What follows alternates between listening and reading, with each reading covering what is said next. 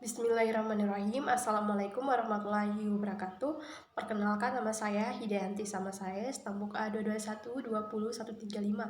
Di sini saya akan menjelaskan tentang sistem reproduksi. Yang pertama yaitu adalah sistem reproduksi.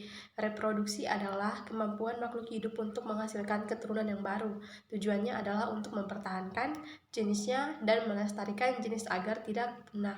Sistem reproduksi akan berfungsi bila makhluk hidup sudah memasuki seksual atau maturity atau dewasa kelaminan. Setelah mengalami dewasa kelamin, alat-alat reproduksinya akan mulai berkembang dan proses reproduksi dapat berlangsung. Bagian B, susunan fungsional organ reproduksi pada hewan. Pada hewan yang masih primitif, jaringan yang menghasilkan sel gamet tersusun menyebar difus. Jaringan ini terdiri atas sejumlah sel lokus yang berfungsi untuk memperbanyakkan sel kelamin.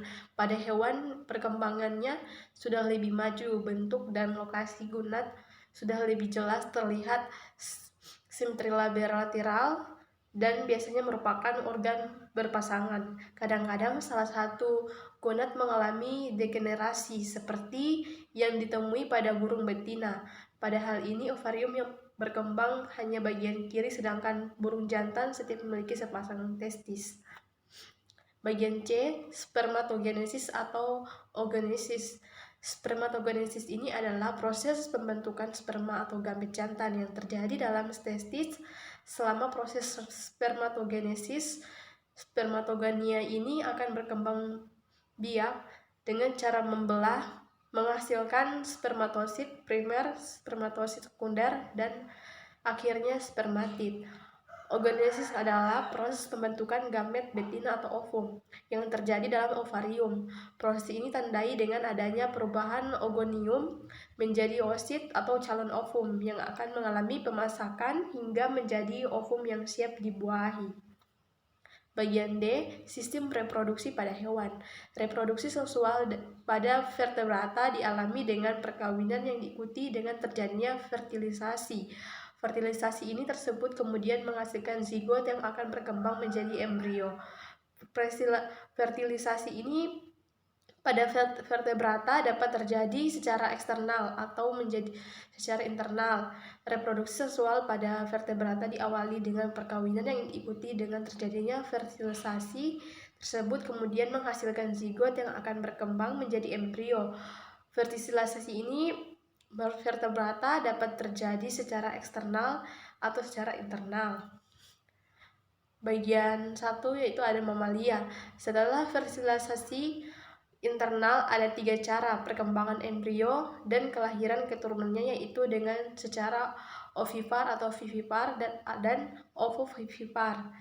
Ovipar ini bertelur. Ovivipar merupakan embrio yang berkembang dalam telur dan dilindungi oleh cangkang. Embrio dapat makan makanan dan cadangan. Mamalia ini setelah difertilisasi internal ada 3 cara perkembangan embrio dan kelahirannya keturunannya, yaitu dengan cara ovipar atau ovivipar. Ovivipar ini bertelur, merupakan embrio yang berkembang dalam telur dan dilindungi oleh cangkang. Embrio dapat memakan cadangan. Bagian kedua, reproduksi amfibi.